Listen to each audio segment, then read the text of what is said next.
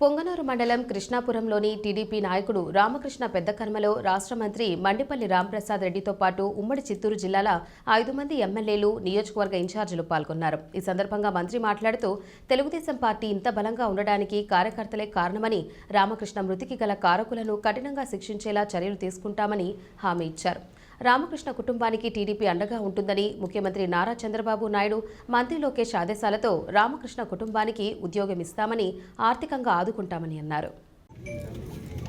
గౌరవ ముఖ్యమంత్రి వర్యులు నారా చంద్రబాబు నాయుడు గారు, అలాగే జాతీయ ప్రధాన కార్యదర్శి మంత్రివర్యులు లోకేష్ బాబు గారి ఆదేశాల మేరకు తెలుగుదేశం పార్టీ కార్యకర్త గత 30 సంవత్సరాలుగా తెలుగుదేశం పార్టీలో కుటుంబ సభ్యుడిగా ఉంటూ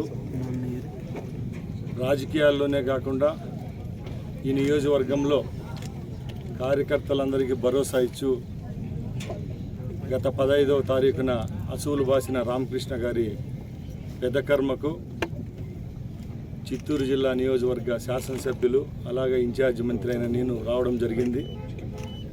ఆ కుటుంబానికి తెలుగుదేశం పార్టీ తరపున అలాగే తెలుగుదేశం పార్టీ కుటుంబ సభ్యుల తరపున ప్రగాఢ సానుభూతి తెలియజేస్తూ ఈరోజు ఆ కుటుంబాన్ని పరామర్శించడం జరిగింది. ఆయన లేని లోటును మేము ఎవరము తీర్చలేము.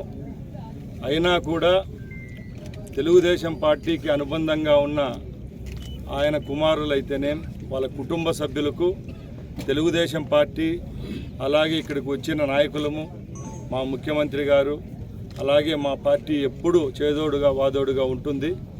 రేపు రాబోయే కాలంలో కూడా ఆ కుటుంబానికి మేమందరం వెన్నుంటుండి ముందుకు నడిపించేదానికి సిద్ధంగా ఉన్నామని సభాముఖంగా తెలియజేసుకుంటున్నాం.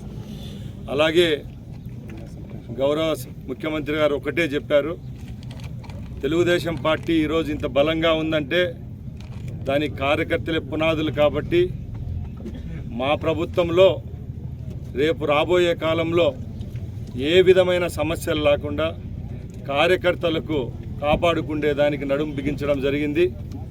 దానిలో భాగంగానే రామకృష్ణ గారి మృతికి కారణమైన వ్యక్తులను న్యాయపరంగా కఠినంగా శిక్షించేదానికి ప్రభుత్వం చర్యలు తీసుకుంటుంది. అలాగే వాళ్ళ కుటుంబానికి కూడా మేము వెన్నంటూ ఉంటామని మరొక్కసారి తెలియజేయమని ముఖ్యమంత్రి గారు చెప్పడం జరిగింది. కాబట్టి ఈరోజు మేమందరం ఇక్కడికి రావడం జరిగింది. అలాగే లోకేష్ బాబు గారు ఒకటే చెప్పారు, వాళ్ళ కుటుంబంలో ఎవరైతే చదువుకున్న వాళ్ళు ఉంటారో వాళ్ళకు రాబోయే కాలంలో ఉద్యోగం ఇప్పిస్తాం.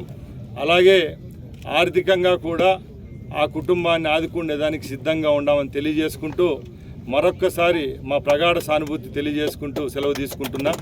జై హింద్, జై చంద్రబాబు.